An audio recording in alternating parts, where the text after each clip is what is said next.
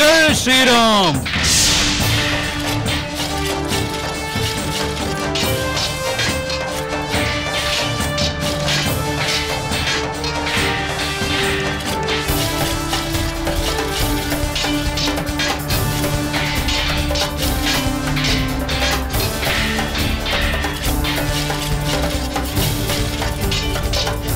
जय श्री राम, जय श्री राम।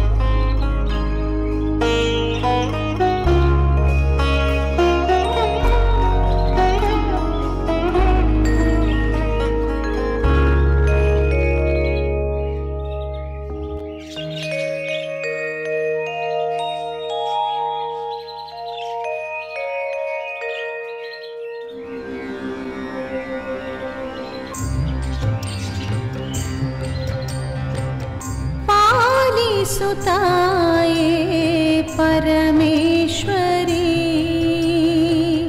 पाली सुताये परमेश्वरी निन्नने नंबिहे शिवशंकरी निन्नने नंबिहे शिवशंकरी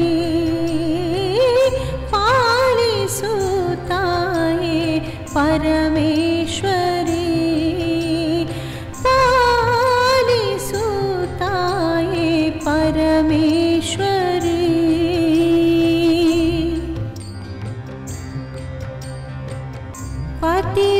पतिव्रतेयरिगे परम करुणदी मंगलवीव मंगलदाते पतिव्रतेयरिगे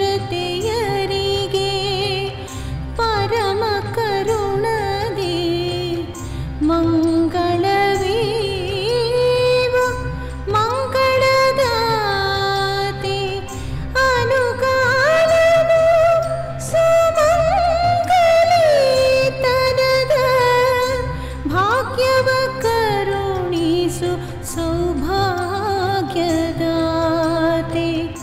ಅನುಗಾಲವು ಸುಮಂಗಲಿತನದ ಭಾಗ್ಯವ ಕರುಣಿಸು ಸೌಭಾಗ್ಯದಾತೆ ಪಾಲಿಸು ತಾಯೇ ಪರಮೇಶ್ವರಿ ಸಾಧ್ವಿಯರಿಗೆ ಆನಂದವ ಕೊಡುತ್ತಾ ಬಂದ ದುರಿತಗಳನ್ನೆಲ್ಲವ ಕಳೆಯುತ್ತಾ ಸಾಧ್ವಿಯರಿಗೆ ಆನಂದವ ಕೊಡುತ್ತಾ ಬಂದ ದುರಿತಗಳನ್ನೆಲ್ಲವ ಕಳೆಯುತ್ತಾ ಸತಿಪತಿಯರಲ್ಲಿ ಸುಪ್ರೇಮವು ಸತತ ಇರುವಂತೆ ಕರುಣಿಸು ಸಿರಿ ಗೌರಿ ಮಾತಾ ಕರುಣಿಸು ಸಿರಿ ಗೌರಿ ಮಾತಾ ಪಾಲಿಸು ತಾಯೇ ಪರಮೇಶ್ವರಿ ಪಾಲಿಸು ತಾಯೇ ಪರಮೇಶ್ವರಿ ನಿನ್ನನೆ ನಂಬಿಹೆ ಶಿವಶಂಕರಿ ನಿನ್ನನೆ ನಂಬಿಹೆ ಶಿವಶಂಕರಿ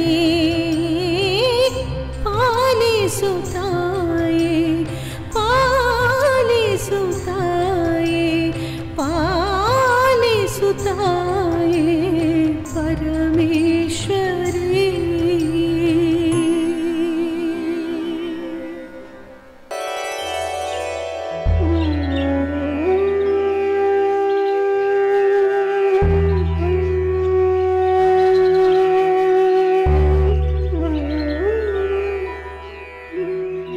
ಯುವರಾಣಿ, ಆ ಶ್ರೀರಾಮನ ಪತ್ನಿಯಾದ ಸೀತಾದೇವಿಗೂ ನೀವು ಒಳಿತಾಗಲಿ ಎಂದು ಪ್ರಾರ್ಥಿಸಿದ್ದೀರಾ?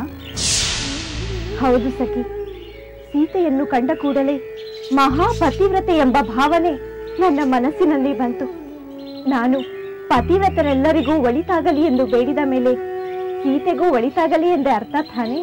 ಯುವರಾಣಿಯವರೇ, ನಿಮ್ಮ ಉದಾರ ಮನಸ್ಸಿನಿಂದ ಆ ಸೀತಾದೇವಿಗೂ ಶುಭವಾಗಲಿ ಎಂದು ಹಾರೈಸಿದ್ದೀರಿ. ಪತಿವ್ರತೆಯಾದ ನೀವು ಇನ್ನೊಬ್ಬ ಪತಿವ್ರತೆಗೂ ಶುಭ ಕೋರುವುದು ಸಹಜ. ಆದರೆ ಅದರಿಂದ ಬೇರೆ ಸಮಸ್ಯೆ ಉಂಟಾಗಬಹುದಲ್ಲವೇ? ಬೇರೆ ಸಮಸ್ಯೆಗಳೆಂದರೆ? ಸೀತಾದೇವಿಗೆ ಶುಭವಾಗಬೇಕೆಂದರೆ ಯುದ್ಧದಲ್ಲಿ ಶ್ರೀರಾಮನಿಗೆ ಜಯವಾಗಬೇಕಲ್ಲವೇ?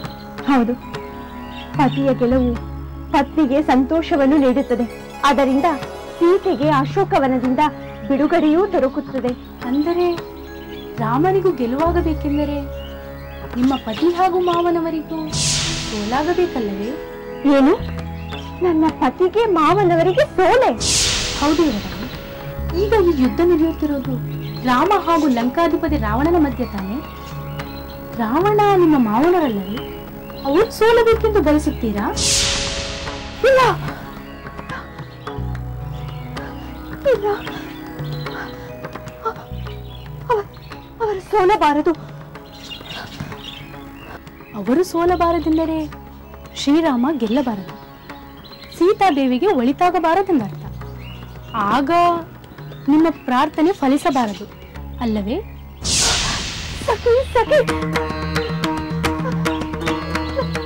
ನಾನೀಗ ಏನು ಮಾಡಲಿ? ಪ್ರಾರ್ಥನೆ ಏನು ಮಾಡಿಬಿಟ್ಟೆ. ಇಲ್ಲ ಇಲ್ಲ, ನಾನು ಯೋಚಿಸಬೇಕು. ಸಖಿ, ಮೊದಲು ಇಲ್ಲಿಂದ ಹೊರಡೋಣ ಬಾ. ಈಗ ಬಾ ಸಖಿ.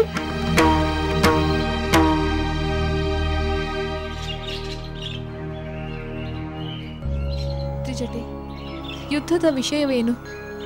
ನನ್ನ ಸ್ವಾಮಿ ವಿಜಯಶಾಲಿಯಾಗುತ್ತಿದ್ದಾರೆ ತಾನೆ? ರಾಕ್ಷಸ ಸೈನ್ಯ ವಿನಾಶವಾಗುತ್ತಿದೆ ತಾನೆ? ನಿನ್ನ ಸ್ವಾಮಿ ವಿಜಯ ಪಡೆಯುವ ಹಾದಿಯಲ್ಲೇ ಸಾಗುತ್ತಿದ್ದಾರೆ ಸೀತೆ. ಆದರೆ ಕೊನೆಯ ವಿಜಯ ದುಂದುಬಿ ಮೊಳಗುವುದಕ್ಕೆ ಇನ್ನಷ್ಟು ದೂರ ಸಾಗಬೇಕಾಗಿದೆ. ಏಕೆ ತ್ರಿಜಟೆ, ಏಕೆ ತಡವಾಗುತ್ತಿದೆ? ಈಗ ರಾವಣನ ಕಡೆ ಯಾವ ವೀರ ಯುದ್ಧ ಭೂಮಿಗೆ ಹೋಗಿದ್ದಾನೆ? ಸೀತೆ, ಈಗ ರಾವಣನ ಪುತ್ರ ಇಂದ್ರಜಿತುವಿನ ಹೊರತಾಗಿ ಬೇರೆ ಯಾವ ಮಹಾವೀರರೂ ಉಳಿದಿಲ್ಲ. ಇಂದ್ರಜಿತು ಸ್ವತಃ ಇಂದ್ರನನ್ನು ಗೆದ್ದವನು. ಬ್ರಹ್ಮಾಸ್ತ್ರ ಮೊದಲಾದ ದಿವ್ಯಾಸ್ತ್ರಗಳನ್ನು ಹೊಂದಿದ್ದಾನೆ. ಆದರೆ ರಾವಣ ತನ್ನ ಅಳಿದುಳಿದ ಪುತ್ರ ಬಂಧುಗಳ ಪ್ರಯತ್ನ ಮುಗಿಸಿದ ನಂತರವೇ ಇಂದ್ರಜಿತುವನ್ನು ರಣರಂಗಕ್ಕೆ ಕಳಿಸುತ್ತಾನೆ ಎಂದು ಕಾಣುತ್ತದೆ. ಈಗಾಗಲೇ ಯುದ್ಧ ಭೂಮಿಗೆ ಹೋಗಿರುವ ರಾವಣನ ಪುತ್ರರ ಗತಿ ಏನಾಯಿತು ತ್ರಿಜಟೆ? ಅವರಿಗೆ ಸಿಗಬೇಕಾದ ಗತಿಯೇ ಪ್ರಾಪ್ತವಾಯಿತು. ನರಾಂತಕ ದೇವಾಂತಕರ ಸಂಹಾರವಾಯಿತು. ರಾವಣನ ಉಳಿದ ಮಕ್ಕಳಿಗೂ ಅದೇ ಗತಿ ಲಭಿಸುವುದು ತಪ್ಪುವುದಿಲ್ಲ. ಆನಂತರ ರಾವಣ ಅಥವಾ ಇಂದ್ರಜಿತು ರಣರಂಗಕ್ಕೆ ಹೋಗಲೇಬೇಕು. ತ್ರಿಜಟೆ, ರಾವಣ ಮಹಾಸ್ವಾರ್ಥಿ ಅಲ್ಲವೇ?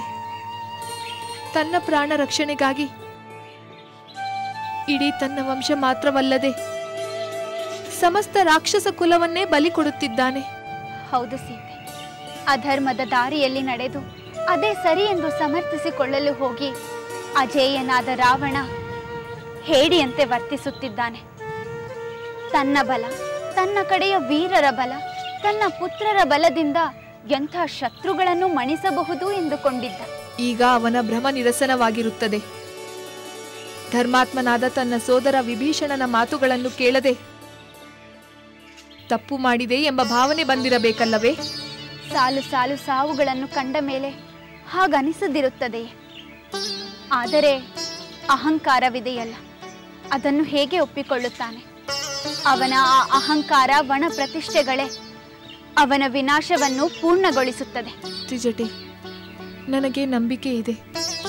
ಈಗಲೂ ಆ ರಾವಣ ನನ್ನ ಸ್ವಾಮಿಗೆ ಶರಣಾದರೆ ಅವನನ್ನು ಖಂಡಿತ ಕ್ಷಮಿಸುತ್ತಾರೆ. ಹಾಗೇನಾದರೂ ಆದರೆ ರಾವಣನ ಪಾಪ ಕಾರ್ಯಗಳಿಗೆ ಶಿಕ್ಷೆ ಇಲ್ಲದಂತಾಗುತ್ತದೆ. ಸೀತೆ, ದುಷ್ಟರಿಗೆ ಶಿಕ್ಷೆಯಾಗಲೇಬೇಕು. ಮಿತಿ ಮೀರಿದ ಪಾಪಾಚರಣೆ ಕೊನೆಯಾಗಲೇಬೇಕು. ದುಷ್ಟ ಶಿಕ್ಷಣ, ಶಿಷ್ಟ ರಕ್ಷಣ ನನ್ನ ಸ್ವಾಮಿಯ ಆದರ್ಶ. ಹೌದು, ನಾನಿನ್ನು ಬರುತ್ತೇನೆ ಸೀತೆ.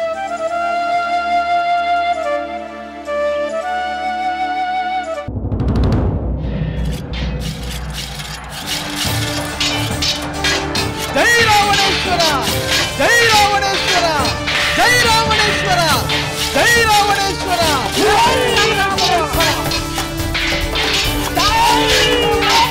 ಜೈ ರಾವಣೇಶ್ವರ, ಜೈ ರಾವಣೇಶ್ವರ.